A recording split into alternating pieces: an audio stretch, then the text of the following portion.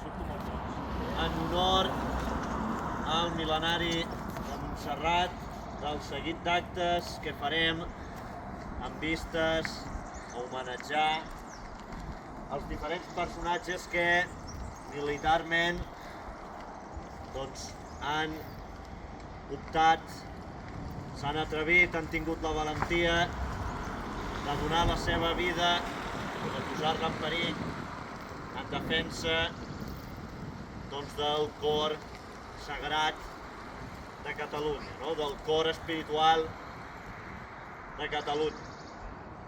I som aquí, en aquest cas, en honor o per homenatjar la figura pseudo-legendària, per això és irrellevant, del Timbaler del Bruc.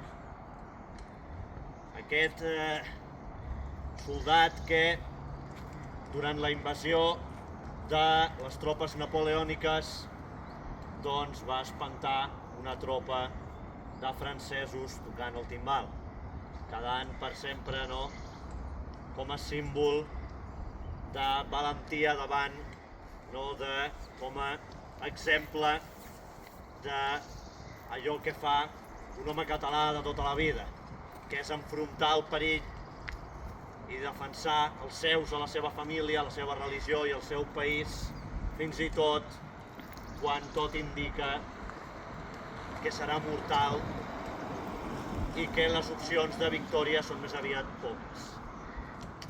En tot cas, com a identitaris, el que m'agradaria que interioritzéssim és el fet que, recordem, les tropes napoleòniques entren a Catalunya invocant els patriotes, invocant els nacionalistes catalans. Napoleó era favorable a retornar la seva personalitat històrica a Catalunya. Això, no està gens en corda amb el fet que després les seves tropes es dediquessin a anar per Catalunya matant i violant a tot i ple. Però clar, d'altra banda, els catalans tampoc eren gaire partidaris de recolzar a ultrança les tropes espanyoles que feien exactament el mateix que les tropes franceses. En aquest sentit, repeteixo, els identitaris, jo no sé altres grups, jo no sé el que significarà aquest monument per la CUP o pel PSOE, però pels identitaris catalans ha de romandre com a símbol, com a tòtem de la nostra condició actual, que és la soledat. Nosaltres sols, no tenim a ningú més, ni els francesos, ni els espanyols, ni tan sols un exèrcit al darrere.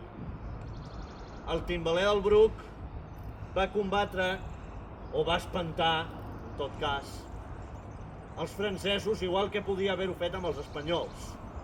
Aquí l'important és que armat amb no res, amb un timbal, sense un exèrcit al darrere, va atemorir aquells que venien a destruir el país.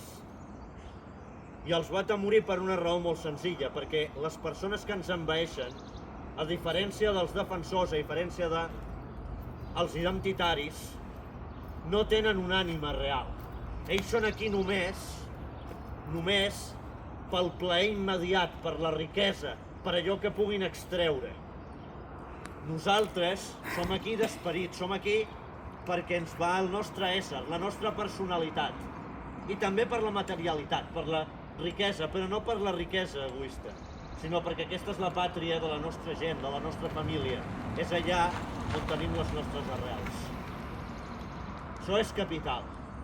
Els espanyols o els francesos són més fràgils del que sembla, perquè realment, tan sols estan aquí per l'egoisme immediat, per treure el profit ràpid i senzill.